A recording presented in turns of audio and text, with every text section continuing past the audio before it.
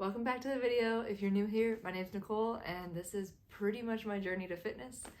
If you're liking the videos, make sure to hit like, subscribe, and if there's anything you want to see from me, let me know in the comments down below and I'd be happy to film it.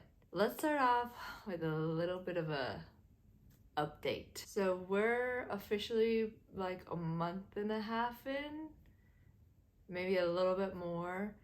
And how's the journey been going? Good. I've definitely had some bumps in the road, which is realistic on anyone's fitness journey. I am losing weight, which is obviously one of my main goals. Bumps in the road have been the back, the injuries, the injury.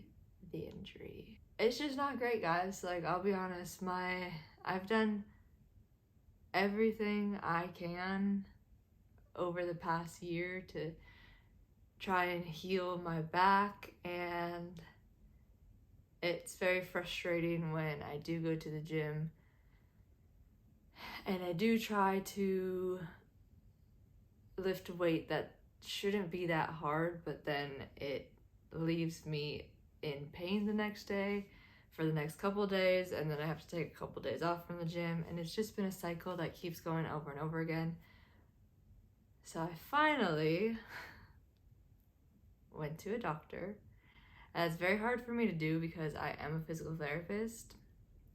So for me to like raise my white flag and go to a doctor is huge, but ultimately I just wanted to get some x-rays, make sure there's nothing else going on, and whatever I'm doing, I'm not injuring myself more, just because of my background with being a gymnast for a prolonged time.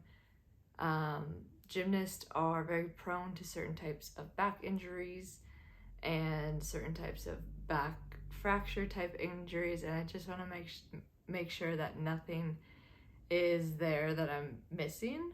And so I had an x-ray. X-ray was fairly normal, and then I have MRI scheduled for this week, so I'm interested to see what that says.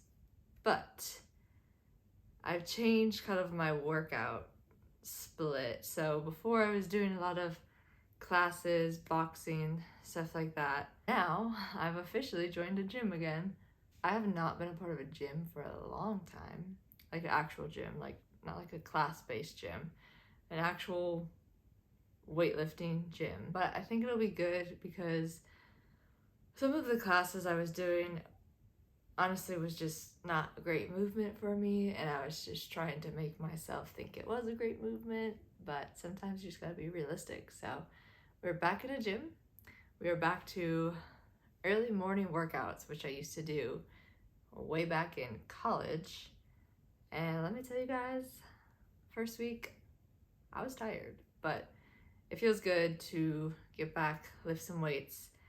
And I'm hoping that we can do this safely without me getting injured, and I don't get stuck in a cycle of workout, hurt, 3 days off, get back to it, because that's kind of how it's been the past like month and a half to 2 months. So that is just full transparency. Not every fitness journey is just gonna start off smooth sailing.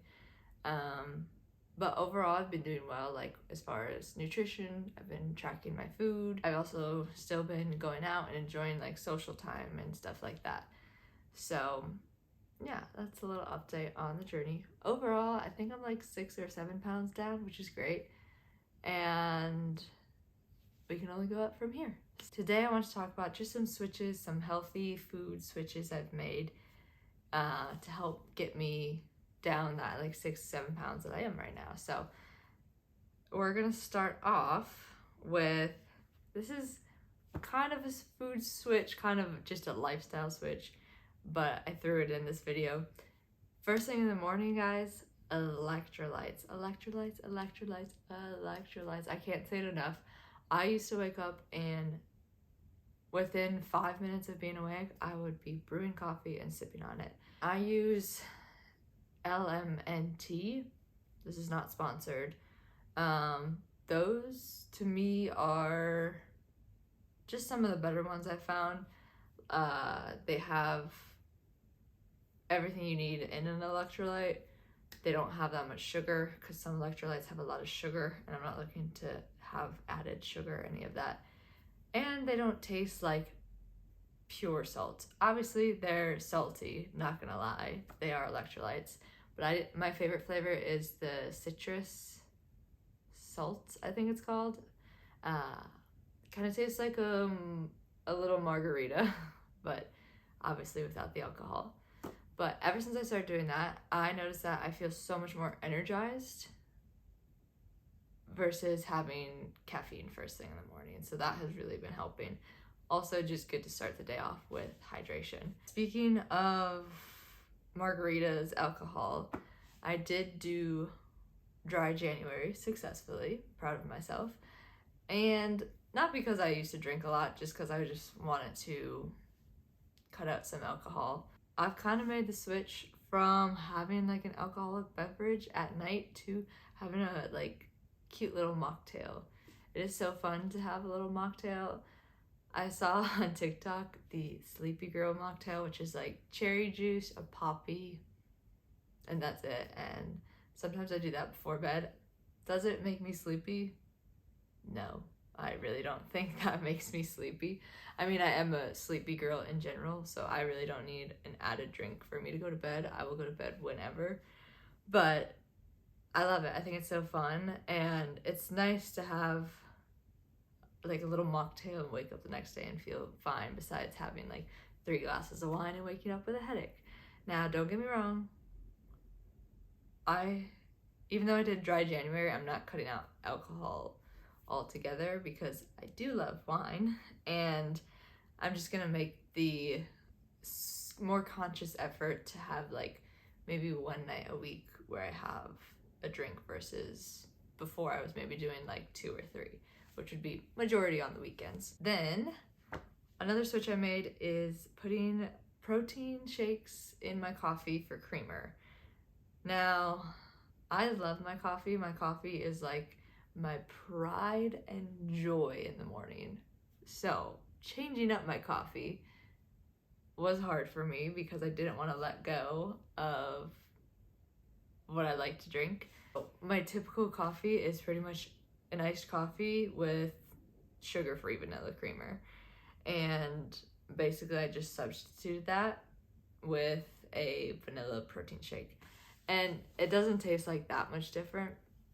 It also just helps me get more protein in through the day, because sometimes I do struggle to hit protein goals. So I've been playing around with which protein shake I like best. So far, the ones I'm using now are the Core Power Vanilla, and I will only use half a bottle. Because I still want to taste the coffee. I don't want it to be a protein shake with a dash of coffee. So I use a half a bottle and then save the rest for the next day.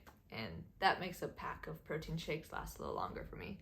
So I've been doing that, and that's been helping in the morning too, to also just, like I said, get some protein, get some nutrition in me to start the day. And typically I'm drinking this after my workout anyways, so that helps as well. Alrighty.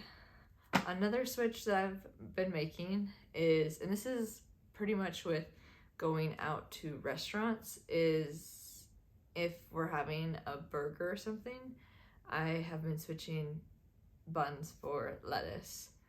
For example, like the other day we went to Five Guys, which is, as we know, not the healthiest burger, but instead of using the bun, I just got a lettuce wrap. So just to make it a little bit more healthy, and then I can enjoy the fries. So it just gives a little bit more balanced meal, I feel like.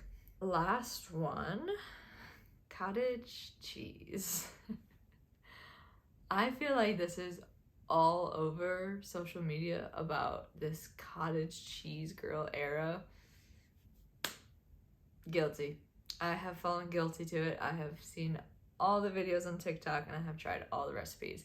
And let me tell you, they're not wrong. Cottage cheese is a great substitute for a lot of things. So my favorite so far, basically any cream-based recipe, throw the cottage cheese in. Great way to get more protein into the recipe. And some of this stuff I don't even realize. So one thing I love is a taco bowl, and instead of sour cream, throw some cottage cheese on. Don't knock it till you try it. It tastes so good. You can't even tell the difference. And another thing that I've tried is I had it in one of my other videos. I made a chicken Alfredo pasta, but the Alfredo sauce, I used cottage cheese for the base. It was so good, couldn't even tell. I've also tried the blending it up with red sauce, making kind of like a creamy vodka sauce for pasta. Tastes great. And then a new one I just tried was cottage cheese blended with a little bit of cream cheese and taco seasoning. I stopped there. There were other recipes that like added more cheese into it to make it like a queso. But if anyone is from the Midwest and knows what taco dip is, I feel like it's a very Midwest sports snack. But taco dip is pretty much cream cheese, salsa, taco seasoning on a platter, and then you dip chips into it and eat it. And that's kind of what this tastes like. So cream cheese, cottage cheese, and then you can dip chips into it. Instead of chips though, I use like veggies, so peppers, cucumbers, and stuff like that.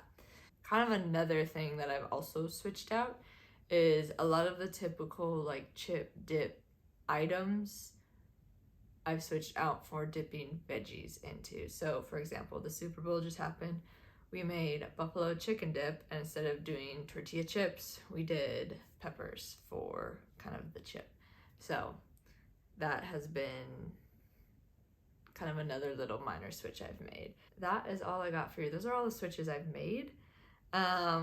There's more. I'm sure there's more here and there, but those are like the main ones that I've kind of consciously made to help incorporate just some better nutrition into my diet. I hope you guys enjoyed this video. Thank you for watching, and I will see you in next week's video. Bye!